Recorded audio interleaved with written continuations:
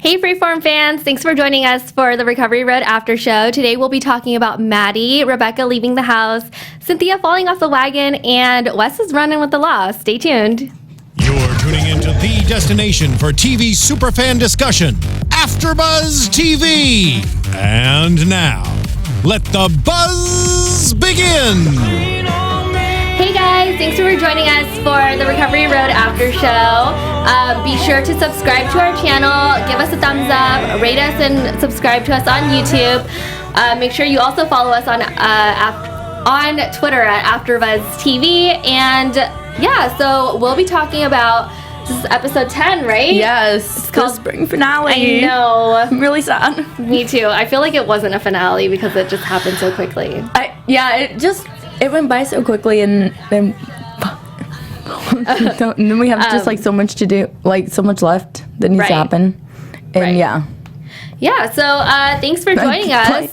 I'm your host, Michelle Fee, and joining me today is the lovely Becca B. Talks TV. All right, so let's jump right into it. Let's first talk about Rebecca leaving the house. So we know that she left the house voluntarily because she didn't want to go through another detox. I know. How did that like make you feel?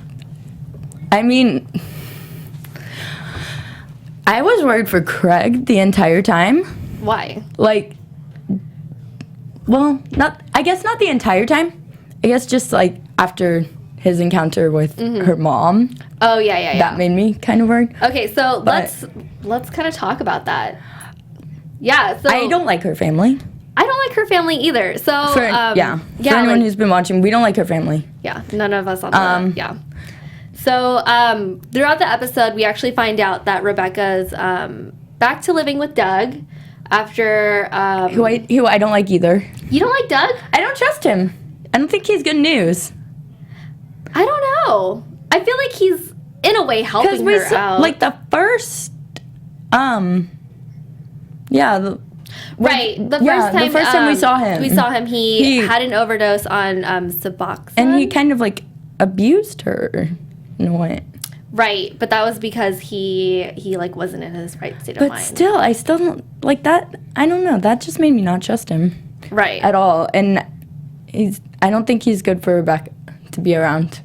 Right. At all. Well, I mean, I don't know. I feel like watching the entire episode and like seeing him with her, like, it was a little fishy at first because he basically lied to Maddie and Vern's face because they came to visit him and was like, hey, do you know where Rebecca is? Yeah. Right. I mean, I felt like in a way that was shady, but also he was being a good friend to her because that's what she wanted, you know? I mean, I feel like, yes, in that case, he is a good friend or to her, but like in the long run, he won't help her stay out of trouble. Right. But I guess we'll see. We'll see. Right? Season 2. Fingers Come crossed. On. Please. Not only that, so that wasn't the end of Rebecca's storyline. So, yeah. Yeah. After we find out that she's living with Doug, later on in the episode, we also find out that her mom, or Craig notified her mom that she basically discharged herself from the house, and her mom threatened to get rid of Craig. Her parents don't really visit exactly a lot. So why is there sudden interest? Well, like I guess like yes, her daughter's missing, but like 2 episodes ago, she didn't seem to care. 2 episodes ago, it didn't seem like she could care less about her daughter. So she could. I mean, she was scared.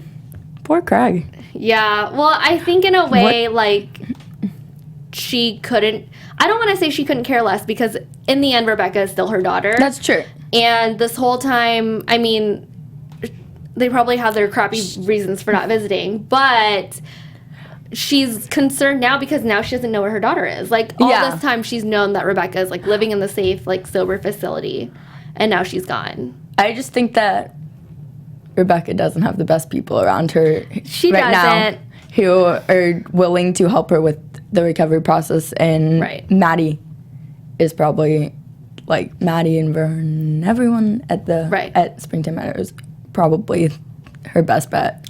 Yeah, I mean, I'm sure they care about her and want to know where she is. Yeah.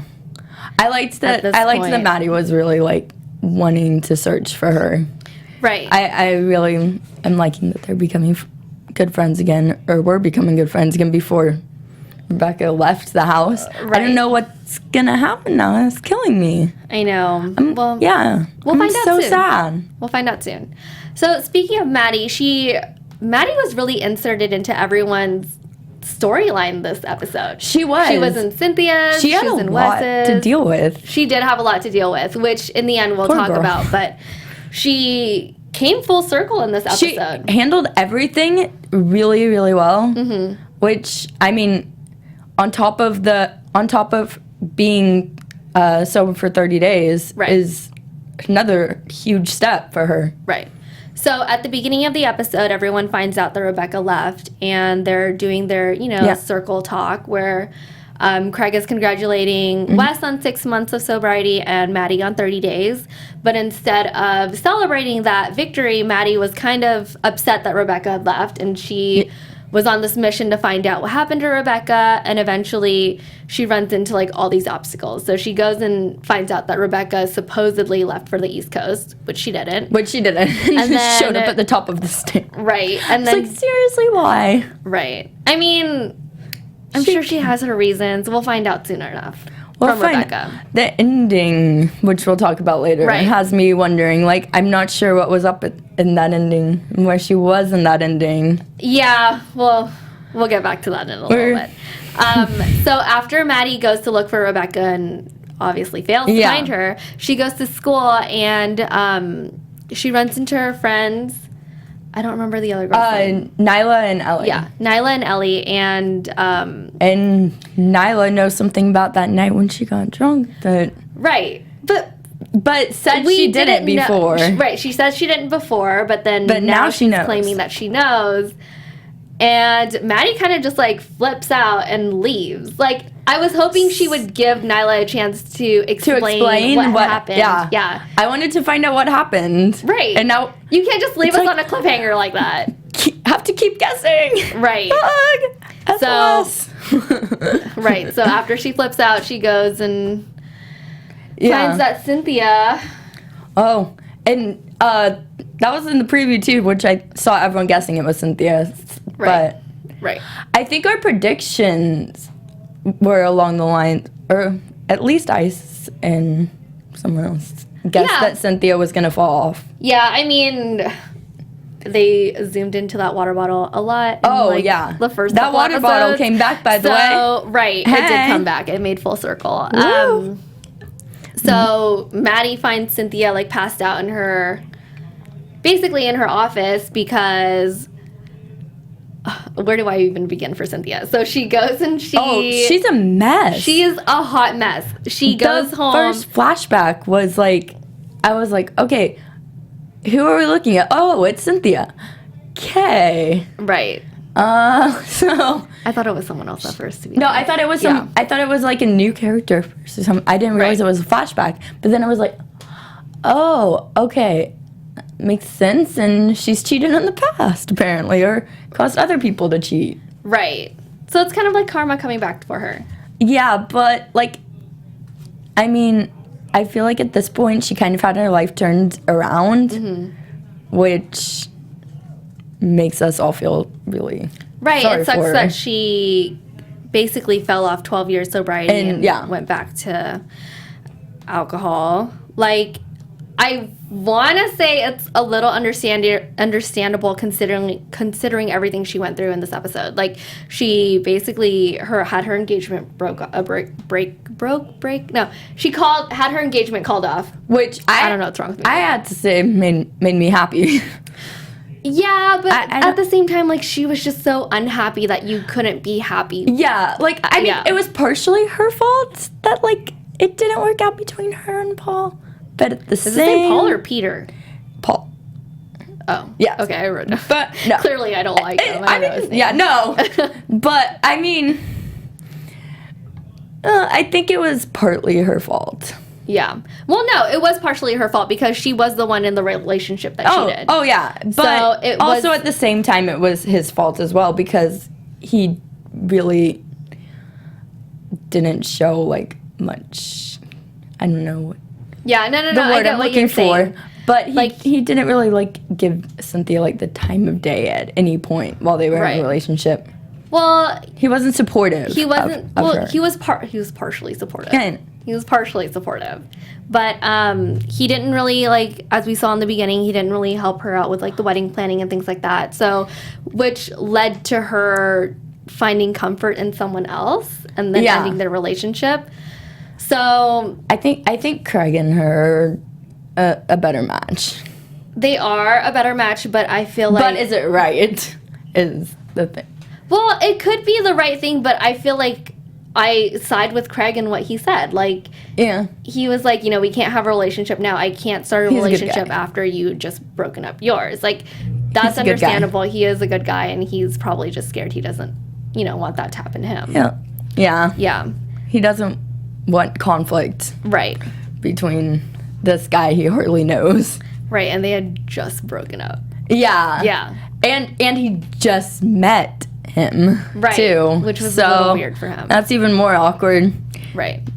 So, yeah, poor Cynthia. She was just... But Alexis, that acting in that episode, that episode, acting was great. Amazing. Like, let's give all the awards to Alexis while we're at it. Right, she was great. So fantastic. Vern in this episode, what sassy. He was really sassy. Vern was really sassy. And then I'm happy that we saw a lot of Trish in the episode because I missed her while she was away. Yeah, same here. Her personality, like, complete 180. I know. Okay, speaking of, let's just talk about Trish. So she comes back, and obviously she wants to leave a sober house. Yeah. And Maddie, like, tries to convince her to stay. That was in the previous episode. I'm, like, getting my episodes mixed up. But, like, so she's getting ready to leave. Well, it's all leading up to, like, this. Right. It all led up to this episode. She gets ready to leave, and then all of a sudden, the producers from Full House come by and, like, basically tell her that she's going to be on the show.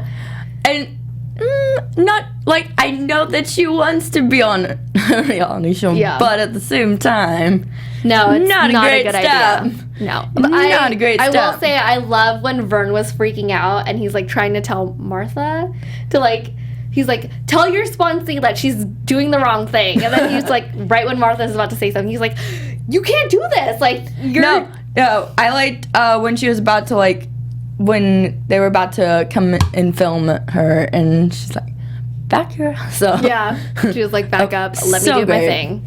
So we obviously see her do a complete 180 and just be this fake non-Trish person that we don't know. Like, that's clearly good for reality TV, but I don't think that's good for her mindset right now. But I feel like ever since, like, she left because she doesn't have the child, she's been a different person than we saw at the beginning. Right. She's been a more depressed person. Yeah. Or more sad. She's had to deal with a lot of emotions. Right. Recently.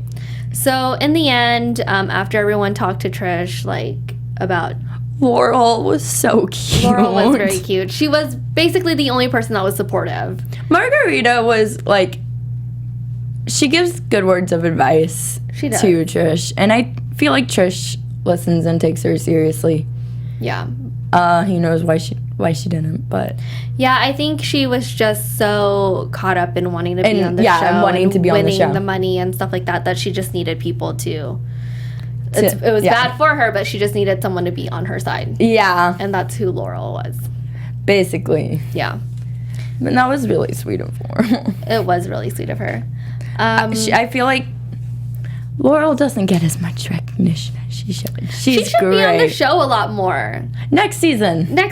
She's like this very positive. I love her. She has this positive vibe and like optimistic vibe about her. So cute. That everyone really needs. Like she's like Trish 2.0 kind of. She is. Which makes me wonder, is there going to be next season? Right. What's coming up for Laurel? Hopefully a lot. I guess, like, there's a lot more that can happen with all of these characters in the house, so you never know. Speaking of a lot more that can happen, so Wes decided to go to the authorities. about the gun. He's so irresponsible. He's a responsible adult, and like, I'll give him props though. Like, he was trying to be responsible by telling the police or authorities or whatever where the gun was. I mean, his prints were on it, so like, if they had found it and he hadn't had said anything, he would have been arrested right on the spot. Right. Well, we all find out that he was arrested either way. Yeah. So, which also was a prediction from earlier. A couple after shows back, we made that prediction. Yeah. That gun is no good, and I mean, guns are a bad idea in general. Yeah, just a horrid idea. And it was like right after everyone just like started to become very happy. Because we can get into that later. Well, let's talk about that. Like near the end of the episode, after we find out that Wes goes to the police about the gun, and then he and Maddie kind of had this like reconciliation kind of at her dad's grave, and they got together. Like, everything was all very like coming together for everyone. Everything was really happy, and then we find out in the end that Wes was arrested for something he didn't do. It was a little predictable. Let's be real here. It was something he didn't do. I know it sucks that it's something he didn't do, but it was very predictable that the police was going to show up and arrest him. I was thinking like it's gonna happen. He's gonna get arrested. His prints are all over that. They don't know what happened for sure. So it's not like they trust him. Right. But I feel like the surprising part was we all found out that he was being arrested for Diesel's death. Yes. That was the shocker. Surprising. That was the shocker for Wes too. Yeah. Poor Wes. Just okay. I think one of my favorite scenes in this whole episode. Well, first of all, near the beginning, Maddie's going through like all the files and stuff while she's trying to search for Rebecca. Right. And then reads her file. And sees I wasn't expecting her to do that.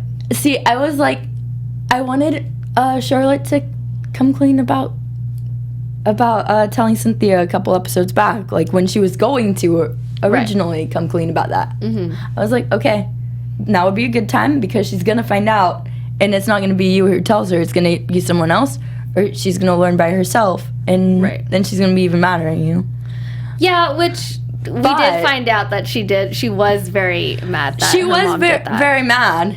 But in the end, she didn't take it out on her mom, really, I guess. Well, I think it's because she finally understood why her mom did what she did, especially after her, like, Maddie calling Cynthia or Charlotte to come help her with Cynthia, which led to one of my favorite scenes of the whole episode. I feel like, I don't know, that was just absolutely fantastic. I mean, first of all, Cynthia's been sober for 12 years, and that's pretty incredible on her part, so bravo. Right. I mean, yeah, she had a slip, and she was a mess. Yeah. An absolute mess. But it's, like, it's also because she hasn't had a drink in 12 years, so she's not used to it. Right. So, like, it's gonna be a reaction. Yeah. That pure vodka and that bottle that bottle that came back. So basically, all leads back to Maddie. No, I'm kidding. But kind of. It kind of does lead back to Maddie. Kinda. But actually, even though the worst happened to Cynthia, something good kind of came out of it. Oh no, because Maddie saw that her mom is like genuinely cares, and like now knows why her mom came to Cynthia to tell her about Maddie's problems. Right. I mean, I did not predict that at all, so that was a nice turn. It was a nice turn of events, just because this whole season we've seen Cynthia and Charlotte kind of go at each other. Yeah. And more so Charlotte butting heads with Cynthia as opposed to like the other way around. Because she was jealous of Cynthia. But like, I mean, I think she's not jealous anymore because now she's realizing, okay, Cynthia has her own problems that she's dealing with too. Right. And that Cynthia's like, she really has Maddie's back. Like, she's not trying to steal her daughter away from her. She, like, I mean, earlier in the season, Cynthia says that Maddie reminds her of Cynthia when she was younger. So, I guess Cynthia's, like, trying to make sure Maddie doesn't go down go down the same path like she did. I want to say one of my favorite lines because I just found it. Go for it. But I liked the whole part where Charlotte and Cynthia were like talking on the couch, and Charlotte was trying to convince Cynthia to like get in the car with them. Yeah. And she's like, I'll make you dinner. We can stay up and talk. It'll be like a slumber party. I'm like, okay, friend. That was really cute. That was like the start of a new friendship. It was. Or a beautiful friendship, so to speak. And then she got really sassy when they're... Right, when Cynthia was like, no, I'm gonna sleep here. Like, she's like, no, you're not. And then drag her to the car. That was she's like, no, you gotta get up. Absolutely fantastic. Right. Great scene. It was a great scene. And then we also found out another bomb. Oh, yes. Bombshell. And I kind of had a mini freak out here. Like, are we talking about the same thing? Maybe. Okay, what are you thinking? What are you thinking?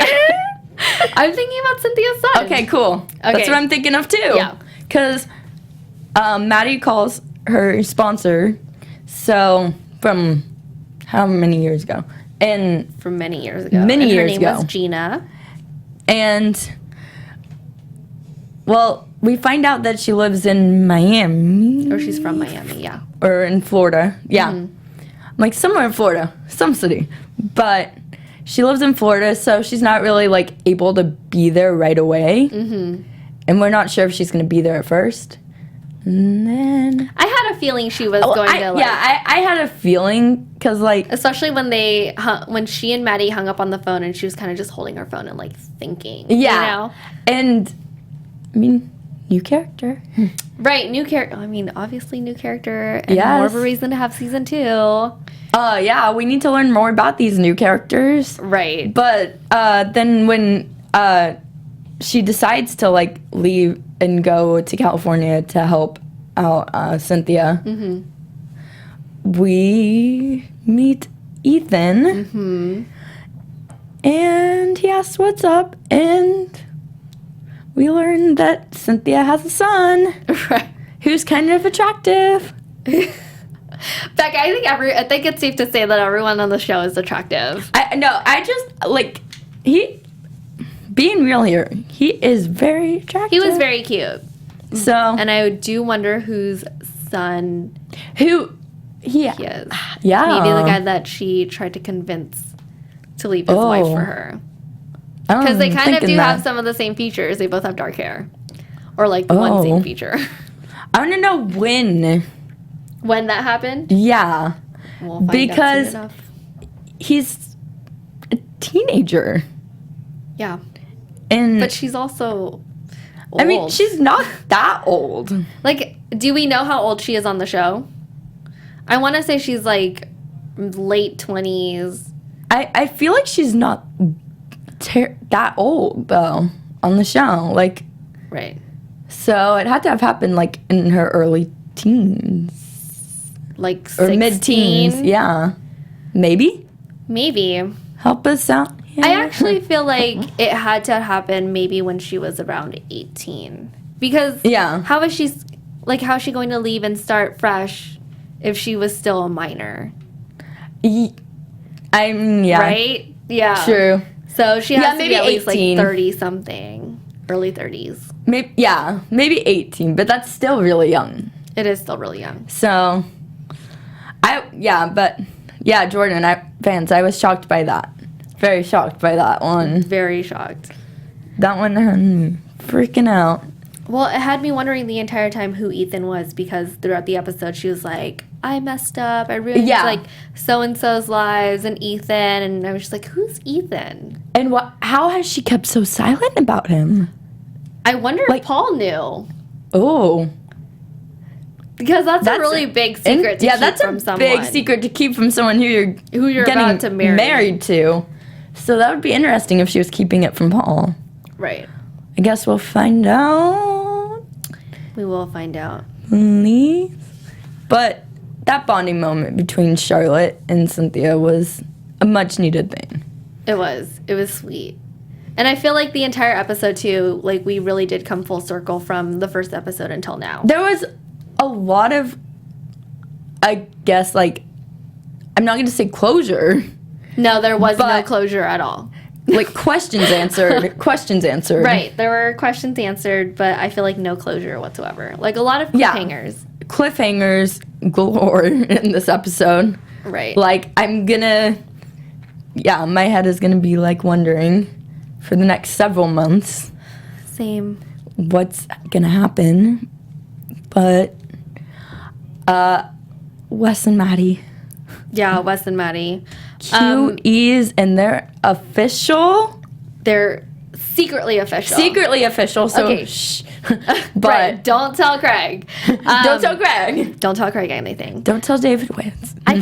Let's talk about that moment, because I feel like there's like symbolism there. Because they met in a cemetery. No, I was like, okay, wait. So, was that just like a marriage, sir? Like, did they just get married? No. It was more like a cute thing, because when Wes gave Maddie his sobriety, like, coin. Yeah. I think it was more of like a symbolistic, like, thing, like saying that they're here for each other and they're going to keep each other. Yes, I agree. But it also reminded me of like one of those like fake weddings that like a little elementary school student would like have on a playground. Right. Like give someone like, I don't know. Like a daisy ring. Yeah. Yeah. And you're like, here! And they like exchange those. It was very cute. It reminded me of that, so I'm like, okay, I'm fine with this scene. They're cute. You're like, finally, yes, my predictions have come true. Finally, they're official. They're official, but not official. But like, they can't tell anyone they're official, but they are official. I think, like, I know they're not supposed to date while they're in recovery, but I also think that in the long run, they'll help each other through the recovery process better than anyone else. I think so, too. Especially, like, Wes right now is really, like, very strong right now. And I feel like he's making up his own mind pretty well. He's making good choices. Maddie's making good choices, though. I mean, yes and no. Yes and no. But for the most part, he's making good choices. Like, he's being a responsible adult. Right. And I feel like that's just, yeah. So kind of. Yeah. I mean, he fell for Harper again, and that's why he buried the gun. But I don't think he fell for Harper, though. I think Harper kind of is like, I think she just weaseled her way in and just like played with his emotions. And played with his emotions really well. Right. Because I'm pretty sure he like still has a soft spot for her, especially since he wants her to be sober. So, which is understandable why he fell for her charm, I guess. Yeah. But, like, I don't like Harper. I like the actress, making that clear. Oh, no. She's a great actress. She's a great actress. She's great in Nashville, which I love. She's fantastic. She's fantastic in general. People think that them dating is a terrible idea, but like, I mean, they're cute, right? So, well, okay, I know. I just like love. You do love. I do. You do love. But I just want to say that in like past episodes, we've talked about a lot of things that are like I cannot symbolic. Talk right now. Yeah, that are symbolic. So I couldn't talk either after like that emotional episode. I was like, right. My heart is in like 5 billion pieces. Right. Well, I just want to know if anyone thinks there's any symbolism in them like kissing in the cemetery. Like, you know what I mean? Because the cemetery usually, I mean, dead people are buried there. So is it like their relationship is ending even though it's just the beginning? Do you know what I mean? I mean, if anyone gets that, please let me know. Oh gosh. Yeah, because if it was meant to be, they would have kissed somewhere like. Well, they kissed in. Wait, wasn't it a hug in the cemetery? And no, I'm pretty sure they kissed each other. Okay. I know they kissed in the pantry. Yeah, they kissed in the pantry. Which, oh my god. Yes. Right. First of all, I was like the perfect place for a kiss. Then Vern opens the door and I'm like, okay, that was so close. I'm sure he knew what was going on. I'm sure Vern knows. Vern knows everything. Right. Vern is like a 2.0 from BLL, except not evil. Yeah. He's like looking out for everyone. Yeah. He's like a big brother in the house. I like. Yeah. But I like sassy Vern that we saw the whole night. Okay, I guess I'll get it. The doorbell every time it rang. Every time someone arrived to the house. Right. The ending of the episode though, like, was really sweet. Oh my god. It was kind of perfect. That whole montage, the cast at the end singing Lean on Me, which we started out with at the beginning. Yeah. Because, I mean, how could we not? Yeah. It was absolutely perfect. So. Yeah. And Maddie's speech was perfect too. Like she. Oh, yeah, that's yeah, speech. like she pretty much talked about how she wanted to drink and do drugs how like she so had badly. a really bad day because she literally dealt with everyone's problems. She literally had to help everyone else deal with their problems in this episode. Yeah. And it really tested her. It really did. And I'm proud of her for not doing anything that she wasn't supposed to do. Because she could have. Yeah. Like, easily. And I'm proud of her for actually finally being able to say the words, Hi, I'm Maddie, and I'm an alcoholic. Yeah, that was... It was great. It was a great ending. Like, right before that montage started. That was... Yeah. Or that, like, what do you call it? Yeah, it was a montage. Yeah. Yeah, that. Yeah. But... it kind of, like, tied up her storyline, like, in a neat bow. Yeah. But left everyone else's hanging. So we're gonna need a season 2 to find out what happens to everyone else. We need a season 2. We do need a season 2. Like, now. But, I have to say, during that montage, I felt like I got what was happening with everyone during that, except for Rebecca. Yeah. We were talking about it kind of before, and like at first I was like, okay, is that like a church or something? But it seemed very culty. It seems like it could be a cult. So if anyone who's watching right now like has any say, like any idea of what it could be, I looked on Twitter and like some other people are saying, did she join a cult? So that's kind of scary if so. I mean, anything could be seen as a cult. Religion could be seen as a cult. I mean, that's very true. Yeah. But like, I mean, she seemed happy and she did seem very happy. But was that a good place to was be? Was it a genuine happiness? Yeah. You know, or was it? And is it a happiness that's gonna last? Right. Throughout, like, in the future? Mm-hmm. Or is it just a for now happiness? I guess we'll see in the next season. We have so much to see in the next season. We have so much that needs to happen. Right. So, yeah. We're just going to keep hinting at it, hopefully, and then it'll happen.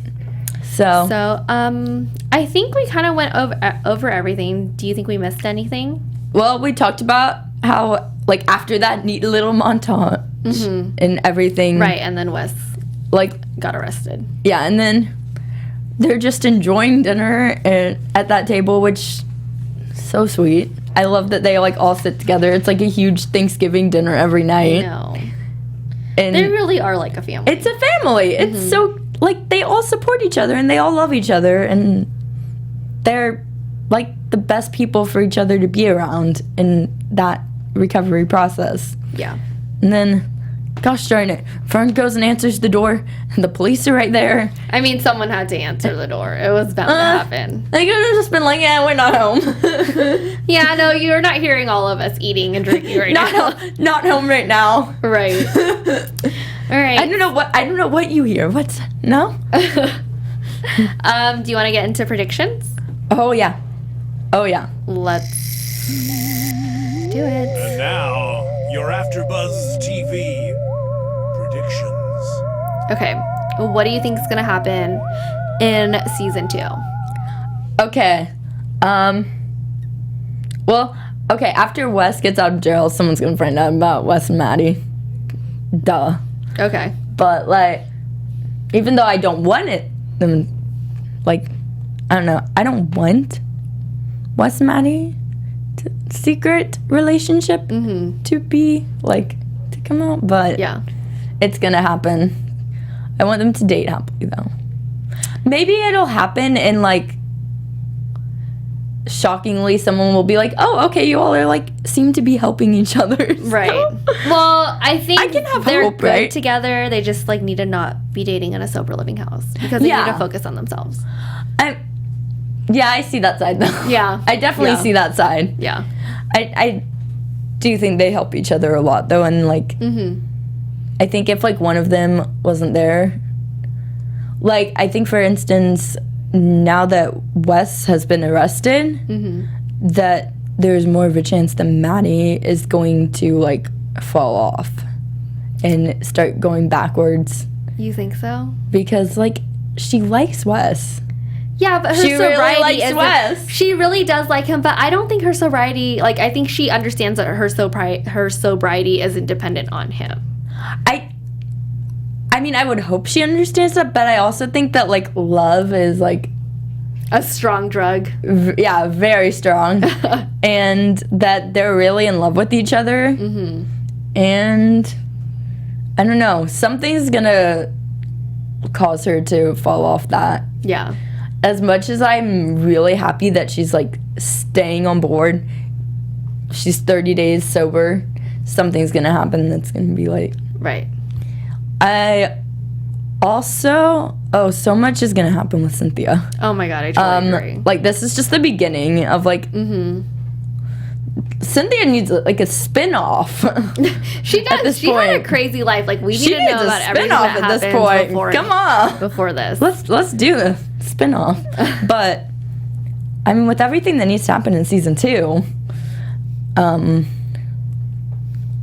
want Cynthia and Craig together. Yeah. I know it shouldn't. It's kind of not right. Yes. But it feels like it should be right. I'm sure it is. So, yeah. Yeah. What about your predictions? I think that's, like, going off your Cynthia prediction, I don't think she'll get back with Paul. No. I think she's going to leave that relationship. I mean, you don't call someone that and... Right. No. I don't care. I don't care what went down between them in that scene, but right, you don't call someone that and, like, have her forgive you. Right. It's just rude. It is rude. I think she'll find more time to focus on herself and Ethan, or that's what I predict will happen. That she'll, like, she'll be reunited with Ethan because Ethan's gonna go. Yep. Yeah, and I think he's coming to California too, so... Party in California. I hope they reconnect and maybe, like, he'll live with her or something. And then I think that I don't think this is a prediction, but this is, like, a hope that Trish will be able to get through Full House without breaking her sobriety. Oh my gosh. Yeah. Well, I'm hoping that doesn't happen. At this point, she's, like, at the beginning again on her terms, because even though that was that was fake, right? She counts it as breaking the whole sobriety thing. So she's back to the beginning now. So yeah, you're right. So maybe she'll have more, like, maybe she'll be determined to stay sober again. Maybe. I hope. Well, I just want what's best for everyone. I know. But I also like the drama makes it. Right. Well, the drama definitely does make the show, and it makes you just want to continue watching. But in the end, the show, as we've been saying all season, has been, like, real. It's been very realistic. It's realistic, and I mean, there's not much like it on TV. Yeah, and it's a great show. It's really needed on TV. So our fingers are crossed for season 2. And shout out to the showrunners, Bert and Karen, for creating a great show. Fantastic show. And doing a great job. And shout out to everyone who's watching us right now. So thanks for watching. Shout out to everyone who, like, made the show what it was this season, because it was absolutely fantastic. Right. So a round of applause. Round of applause for everyone. Yay. All right, so... Oh, there it is. Oh, okay. There it is. We actually have a studio audience. No. Right. So that pretty much concludes our recap for the season finale. Tell everyone where they can find you on social media. You can find me on Twitter and Instagram, Becca B Talks TV. And you can find me on Twitter and Instagram at _Michellefe. So I guess we'll see you in season 2.